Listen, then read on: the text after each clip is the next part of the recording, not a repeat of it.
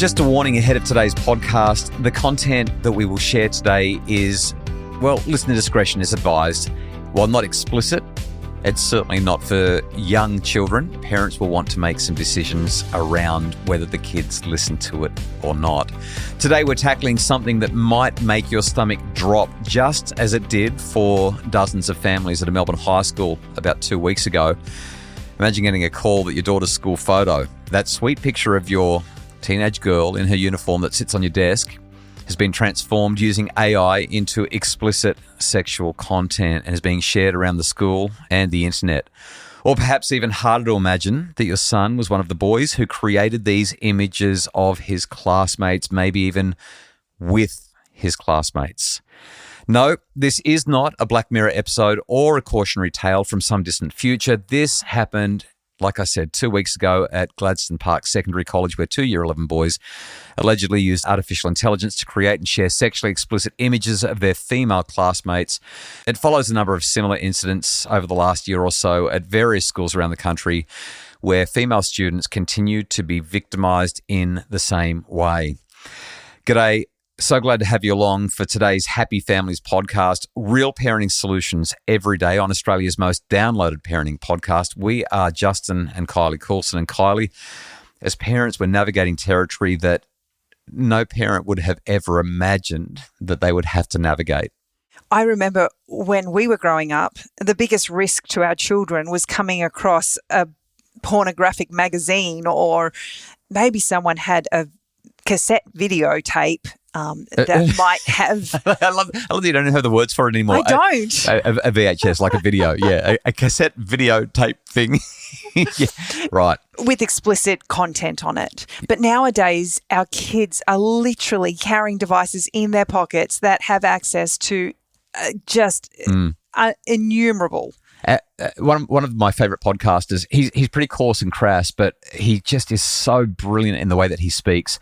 Prof G, Scott Galloway, one of the world's leading podcasters, he talks about how our kids are running around with Paleolithic brains, but godlike technology in their pockets.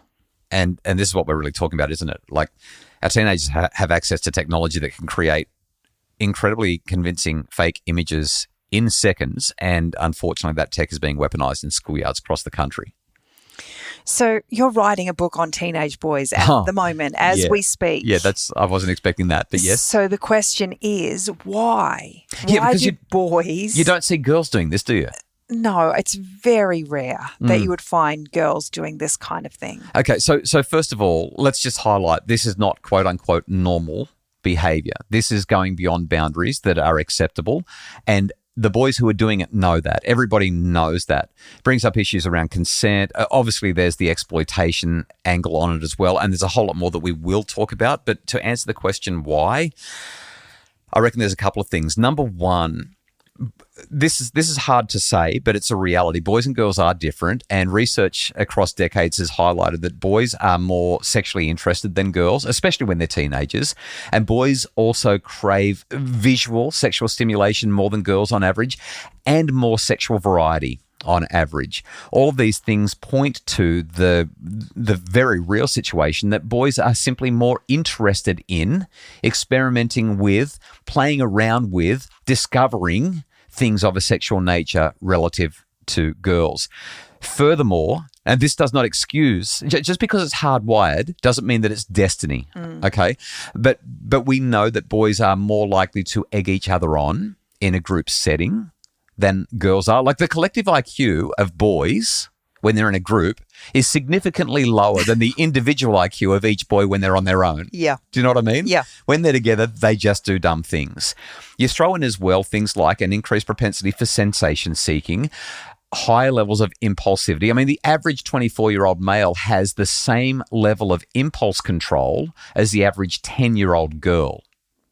My book is going to be amazing. I love talking about this stuff because this is what I'm writing about in the book.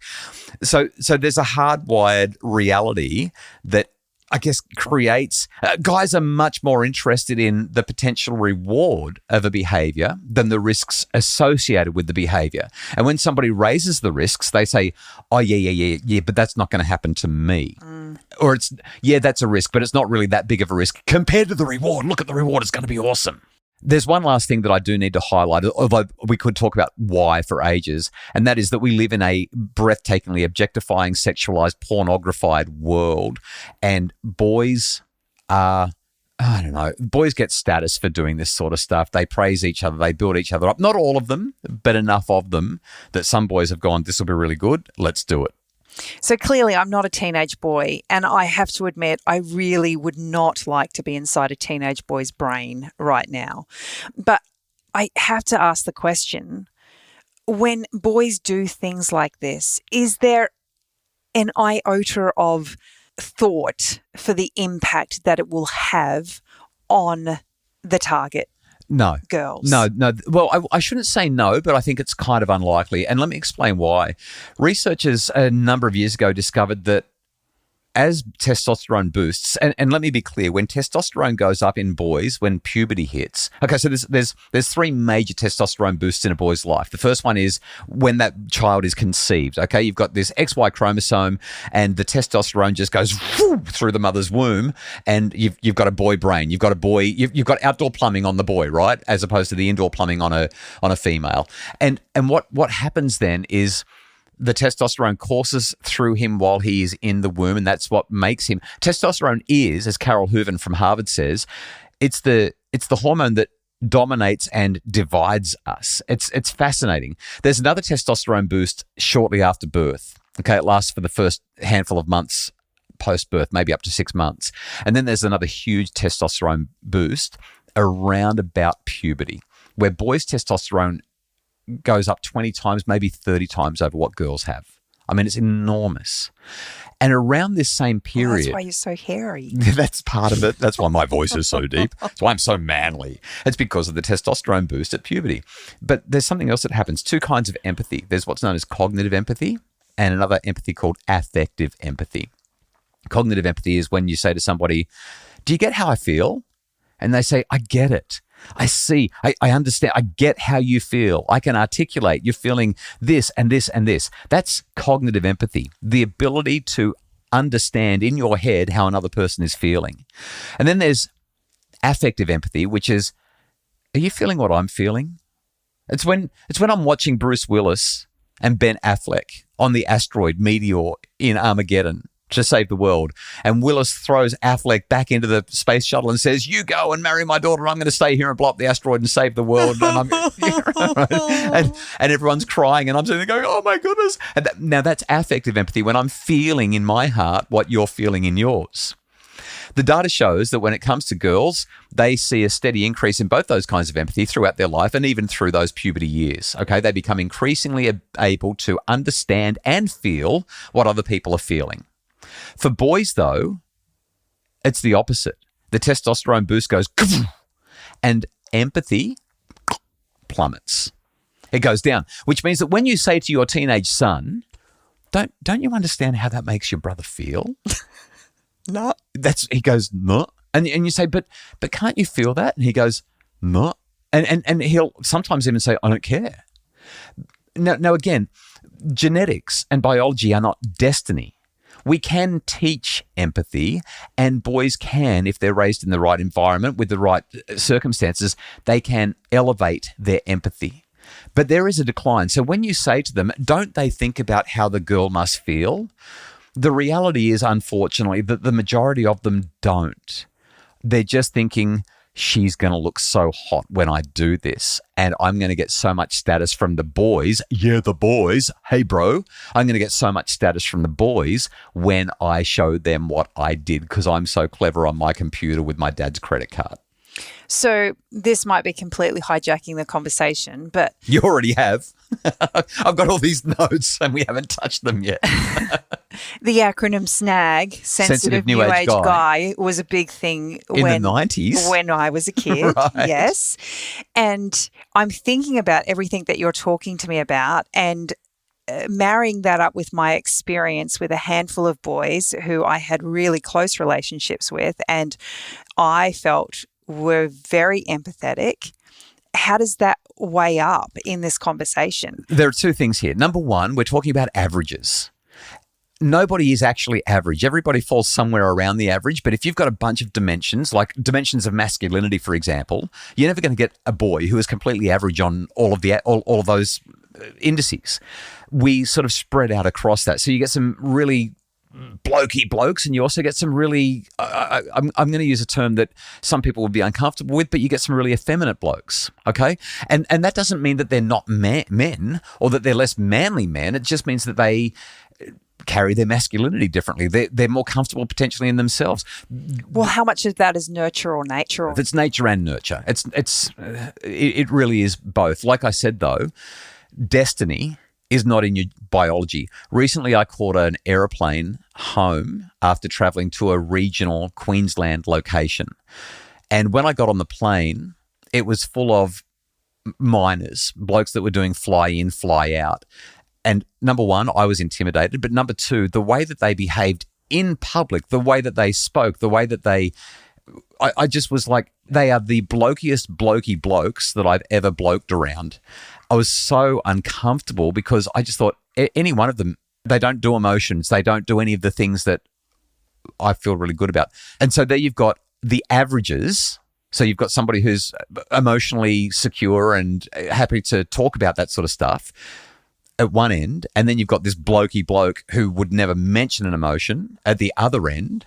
And on average, we're both sort of somewhat emotional when we need to be, but we're not even close to it. So your experience with some boys, there's one more thing here. When that boy is one-on-one with somebody, when he's having contact with that person, he's much more likely to be human, to be much more sensitive, to be much more kind. And so it goes back to that comment you made that the IQ of a bunch of boys doesn't come close to the IQ of one boy. Correct. Yeah, correct. okay. So after the break, let's talk about what to do if your son or daughter is involved in this, and just a couple of general discussion points for parents so that you can talk to your kids about it even if they're not involved.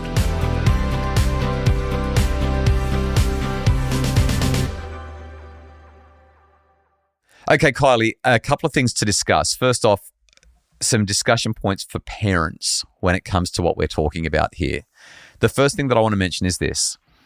If you want to talk to your kids about it, and I recommend that you do, this Sunday morning, sit down and say, hey, there was this news story we heard about. You might even discuss it with them and ask them what they know about it. Have they heard of it happening? How would they respond? What's the discussion in the school? Do you think that this sort of thing's happening? That in and of itself is going to be useful. Whether you've got sons or daughters, just start off the conversation. But I'd want to say something like this. I would want to say that the accessibility and the misuse of AI and technology generally, but specifically AI among teens, is creating new forms of harassment, new forms of bullying that most people aren't aware of and most people don't know what to do with. And so I'd be having a chat with my kids about what photos they've got available, where the photos are, and what the likelihood is that anything that they've shared could make them a target. Bearing in mind that this is not on our kids if they're victims. Okay, this is not about victim blaming, but this is about trying to minimize the risk that they may end up being one. Well, based on this particular story, it's not safe to share anything. They literally used yearbook photos. I know. I recognize that what I'm saying could sound like, well, what was she wearing? That's not what I'm getting at, but rather who's got access to your content and what can you do to lock it down? In this situation, based on what we know from the news stories, there's nothing you can do. This is a yearbook photo. So well, and on top of that, it was kids she knew. So it's not even like it's a friend of a friend of a friend. Yeah. These are kids that she goes to school with. So that's the least important of all the things that I'm going to share. But I guess what I'm trying to do is help kids to be less likely to be both perpetrators and victims. Second thing, I think we've got to talk to our kids, especially our boys, but also our girls, about the psychological impact on victims, how severe it can be, because these images, once they are spread online, and it happens very, very fast, these people feel traumatized. They feel violated, even though the images aren't real. And for parents, we need to remember as well that the fake images being spread is not going to diminish any emotional trauma or social consequences. Like, the kid's going to be really affected by this. So having the open conversation matters. I reckon that we should talk to our kids about whether or not they should or should not be on social media. I think that should be on the table as a discussion point. As you just said, though, this is something that wasn't even on social media. Like, these are yearbook photos. So there's limited value in doing that. I just think we've got to review digital safety, have open conversations, and make sure the kids know that they've got someone to turn to if they either witness it or become a victim. You hear a story like this and you just want to bubble wrap your kids up, don't you? Oh, my goodness. Unbelievable. We are way out of time, but can I just share a couple of things to do if you find out that your son's done something like this? I think we really need to talk about it. All right. Just 3 action steps for parents if you're worried about it being your boy. First off, don't dismiss this as just a prank. Just kids, boys being boys. Please, just that is in 2025, that is not an acceptable response. If you do that, you're doing a disservice to everyone who's a victim, but you're also doing a disservice to your son. It's just not okay. So take immediate action. Don't dismiss it. Take the technology away. I'm not big on being punitive, but in something like this, you take the tech off them and just say, mate, you can't touch this until we've got this sorted out. I would also say this. Law enforcement are going to find out about it. School authorities are going to find out about it. It's all but guaranteed. Cooperate. Don't try to minimize it. Don't try to pretend, he was only doing it because. Just own it and get professional help. Okay, that's the immediate action that you take. Beyond that, I think that it's got to be addressed head on. This would be my second key point. Address it head on. Talk about the harm to the victims. This is where the focus on empathy has to come in, even if it's not biologically normal for boys to be focused on empathy. This is where you help them to understand how the victims and the families feel and talk about the long-term consequences, the legal ramifications, the digital footprint, the impact on their future, the impact on the future of the girls who have been involved. And I think you've got to explore where did it come from. Was this pressure from the boys? Like, do they understand the severity? And lastly, you've got to create a pathway forward. Because while this is reprehensible behaviour that crosses so many bright lines, boys need to know that there is always a way back. But the way back is through ownership. It's through accountability. It's through responsibility. It's through learning to be a better boy as a result of this experience. You can help him to move on in a positive way from a very, very bad situation. We have to have these conversations. In spite of how challenging they are, it's so imperative for us to help our kids recognize the ramifications of their actions and help them to be hopeful about the future. Heavy content, heavy discussion, so important as technology becomes increasingly tricky to navigate. Thank you so much for listening. We welcome your feedback. Podcasts at happyfamilies.com.au. The Happy Families podcast is produced by Justin Rulon from Bridge Media. More information and more resources are available at the eSafety website, esafety.gov.au or happyfamilies.com.au.